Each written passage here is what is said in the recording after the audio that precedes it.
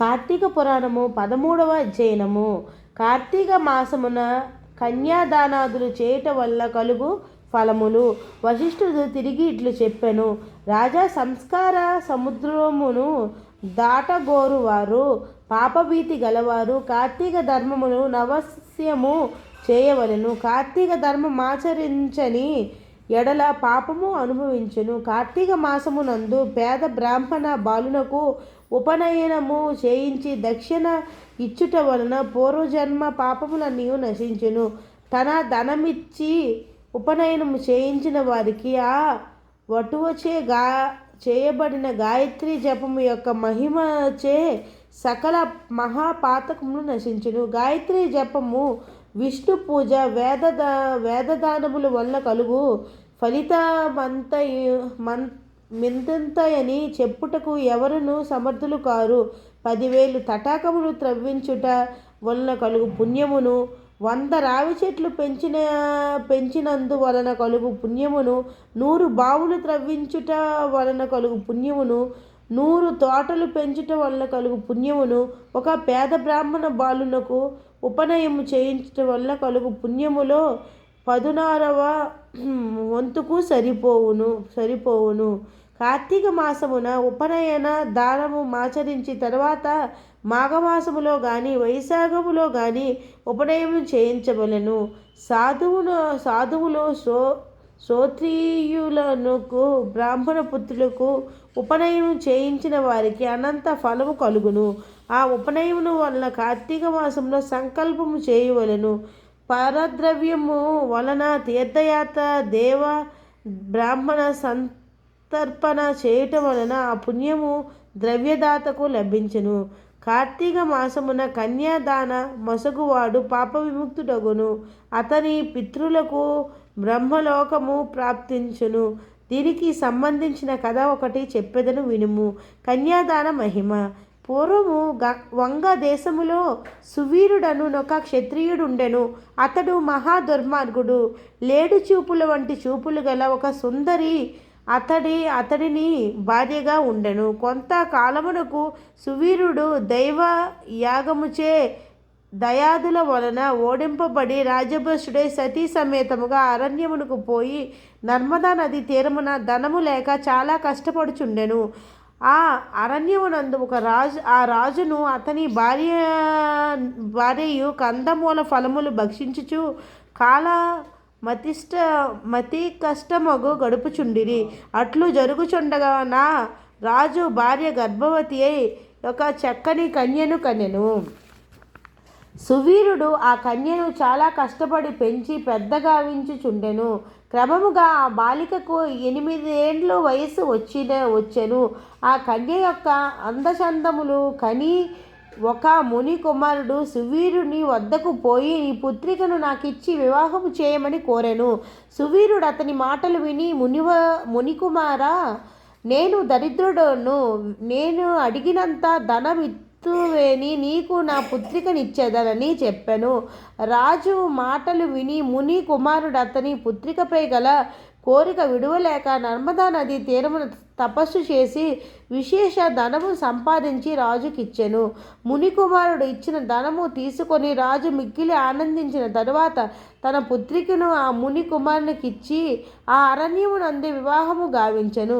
వివాహము కాగానే ఆ కన్య తన భర్తయగు ముని కుమారుని వద్దకు పోయి సుఖముగా జీవించుచుండెను. రాజు ముని కుమారుడిచ్చిన కన్యా విక్రయ ధనముతో అరణ్యమునందే సతీ సమేతంగా జీవించుచుండెను. కొంతకాలం అట్లు గడిచిన తరువాత రాజు భార్య మరి ఒక పుత్రికను కనెను.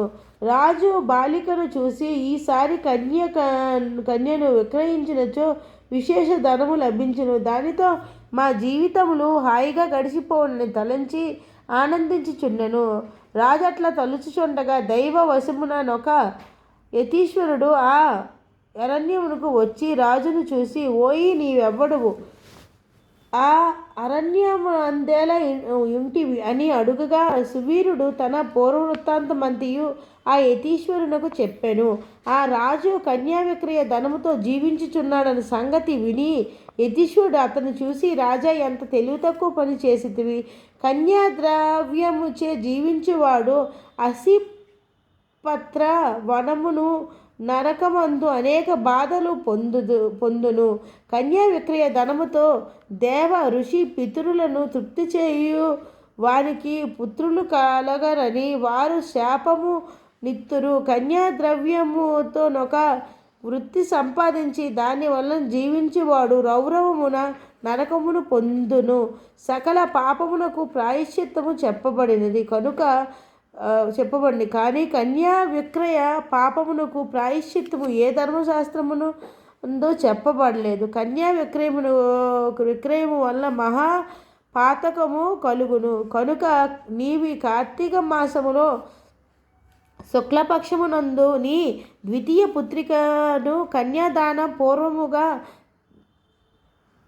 పెండ్లి గావింపుము. కార్తీక మాసమందు కన్యాదానం ఆచరించుచు వాడు గంగానది సమస్త తీర్థముల్లో స్నానము చేసిన వాడు పొందునట్టి ఫలమును పొందును అని చెప్పగా, రాజు ముందు వెనక ఆలోచించక మూర్ఖుడై ఆ బ్రాహ్మణుడ పుత్రధారాదులు గృహక్షేత్రముదులు ఉన్నందుకు దేహమునకు సుఖము కలిగించి భోగించవలను.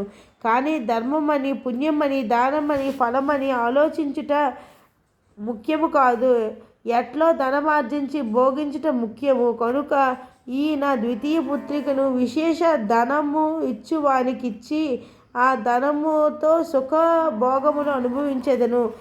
నా సంగతి నీకెందుకు, నీ దారిని నీవు పొమ్ము అని కఠినముగా పలికెను. యతీశ్వరుడు అతని మూర్ఖత్వమునకు చింతించి తన దారిని పోయెను. పిమ్మట కొంతకాలమునకు ఆ రాజు మరణించెను. యమదూతలు ఆ రాజును పాశములతో కట్టి యమలోకమునకు తీసుకొని పోయిరి. యముడు అతన్ని చూసి కండ్లెర్ర చేసి అనేక బాధలు పెట్టించి తుదకు అతని పితరులను కూడా అసిపత్ర వనమునందు పడవేయించెను. ఆ పాపాత్ముని కారణంగా అతని వంశమునకు చెందిన శృతకీర్తి అను రాజు కూడా అసిపత్ర వనములో పడవేయబడను. శృతకీర్తి సకల ధర్మములను చక్కగా ఆలోచించి 100 యజ్ఞములు చేసి స్వర్గమునకేగి ఇంద్రాది దేవతలచే సేవింపబడుచుండెను.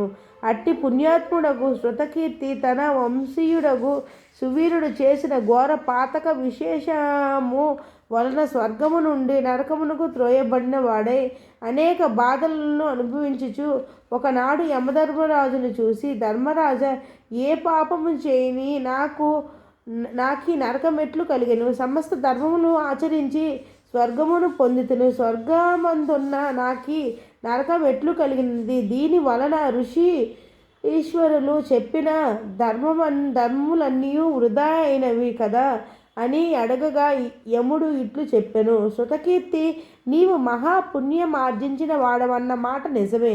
కానీ నీ వంశమునందు పుట్టిన సువీరుడును దుర్మార్గుడును కన్యాద్రవ్యముచే జీవించెను. ఆ పాపం వల్ల వాని పితరులైన మీరు పుణ్యమార్జించి స్వర్గమునందున్న వారెను నరకమునకు త్రోయబడినారు. ఇచ్చట అనేక బాధలు అనుభవించిన పిమ్మట మీరు భూమి అందునే దుష్టయోసులందు జన్మించుచున్నారు అని చెప్పగా విని శృతకీర్తి భయము గజగజ వణుకుచు, ధర్మరాజా, నాకు ఈ దుస్థితి తొలగించుకొను మార్గము తెలిపి నన్ను కాపాడు అని దీనముగా ప్రార్థించను. యముడు శృతకీర్తి ప్రార్థన విని జాలిపడి, శృతకీర్తి, నేను చెప్పుచున్న మాటలు శ్రద్ధగా విని ఆ ప్రకారము చేయుము. సువీరునకు వివాహము కాని పుత్రిక ఒకటి గలదు. నీవి దేహముతో భూలోకమునకు పోవుటకు వరము ఇచ్చేదను. కనుక నీవచ్చటికి పోయి అచ్చట మునులతో సంప్రదించి కార్తీక మాసములో ఆ కన్యను యోగ్యుడైన వరుణకిచ్చి కన్యాదానము విధిగా వివాహము చేయుము. కార్తీక మాసముల్లో సర్వాలంకారములు ధరించిన కన్యను తగిన వరుణకిచ్చి వివాహము చేయువాడు లోకేశ్వరుడగును. కన్యలు లేనివాడు 2వ పాడి ఆవును ఇచ్చి కన్యను తీసుకొని వచ్చి తగిన వరుణకిచ్చి పెండ్లి చేసిన ఎడల కన్యాదాన ఫలము పొందును. అని చెప్పగా శృతకీర్తి విని ఆనందించి యమునకు నమస్కరించి సెలవు తీసుకొని నర్మదా తీరమునకు పోయి అచ్చట నున్న సువీరుని ద్వితీయ పుత్రికను సువర్ణాభరణములతో అలంకరించి కార్తీక శుక్ల పక్షమునందు ఈశ్వర ప్రీతిగా విద్యాక్తముగా కన్యాదానము చేసెను. ఆ పుణ్యమహిమతో సువీరుడు నరక బాధల నుండి విముక్తి పొంది స్వర్గమునకేగెను. శృతకీర్తి 10 మంది బ్రాహ్మణాచారులకు కన్యామూల్యమును నొసంగెను. అంతటా అతని పితరులందు పాప విముక్తులై స్వర్గమునకు పోయి సుఖించసాగిరి. కనుక కార్తీక మాసమున కన్యాదానం ఆచరించువాడు జన్మాంతర కృత పాపముల నుండి తప్పక విముక్తి పొందును అని చెప్పెను.